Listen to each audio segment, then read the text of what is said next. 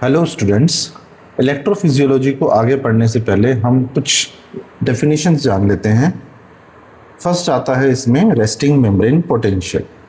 Resting membrane potential क्या होता है? जैसे नाम से है रेस्टिंग, दैट मीन्स ये वो पोटेंशियल डिफरेंस होता है अक्रॉस द सेल मेम्ब्रेन, जिस पोटेंशियल पे आपका जो सेल है वो रेस्ट करता है। ठीक है, इसमें होता क्या है कि कोई भी आयंस का इसमें एक्सचेंज नहीं होता, ना कोई आयन सेल के अंदर से बाहर जाता और ना ही बाहर से अंदर आता है। और अगर हम चार्ज की बात करें तो प्राइमरीली सेल के अंदर बहुत ज़्यादा नेगेटिव चार्ज होता है as compare to the extra cellular part. ठीक है, तो intracellular negative charge, extra cellularly positive charge. Now second आता है इसमें आपका थ्रेशहोल्ड मेम्ब्रेन पोटेंशियल या फिर थ्रेशहोल्ड पोटेंशियल। किसी भी सेल का थ्रेशहोल्ड पोटेंशियल जो होता है वो रेस्टिंग मेम्ब्रेन पोटेंशियल से थोड़ा सा कम नेगेटिव होता है। ठीक है, दैट मीन्स वो जो चार्ज होता है वो थोड़ा पॉजिटिव की तरफ होता है, और ये वो पोटेंशियल होता है जहाँ पे आके जितने भी वोल्टेज सेंसिटिव आयन चैनल्स होते हैं, majorly like sodium ion channel या फिर कैल्शियम आयन चैनल, वो सारे के सारे ओपन हो जाते हैं और आपका रैपिड मूवमेंट होता है किसका? पॉजिटिव आयंस का inside the cell. And third आता है action potential. Action potential that is कि अब सेल एक्शन में आ जाती है।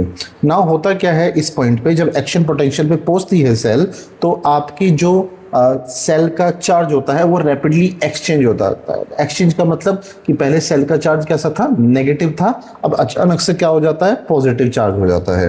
नाउ इस पॉइंट पे आके होता क्या है कि सेल स्टिमुलेट हो जाती है और किसी भी काम को करने के लिए एक्टिव हो जाती है।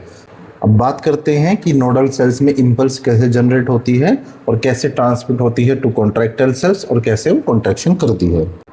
जैसे हमने अब तक पढ़ा कि कार्डियोसाइट्स दो टाइप की होती है, first is nodal cells and second one is contractile cells. सबसे पहले बात करते हैं नोडल सेल्स की, जिसका रेस्टिंग मेम्ब्रेन पोटेंशियल होता है -60 मिलीवोल्ट्स। नोडल सेल्स में पाए जाते हैं कुछ फनी सोडियम चैनल्स या लीकी सोडियम चैनल्स, जिनके through continuously sodium ion extra cellular matrix से मूव करते रहता है इनसाइड द सेल।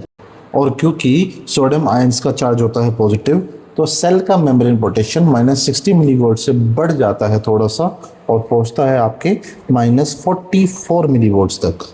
अब जैसे ही नोडल सेल्स का थ्रेशहोल्ड पोटेंशियल हिट करता है, तो आपके नोडल सेल्स के ऊपर पाए जाते हैं कैल्शियम आयन चैनल्स जो ओपन हो जाते हैं, और बहुत सारा कैल्शियम आयन आपके सेल के अंदर आना शुरू हो जाता है, जिसके कारण सेल का जो चार्ज है -44 मिलीवोल्ट से रैपिडली इंक्रीज होता है टू अ मैक्सिमम ऑफ +30 मिलीवोल्ट्स।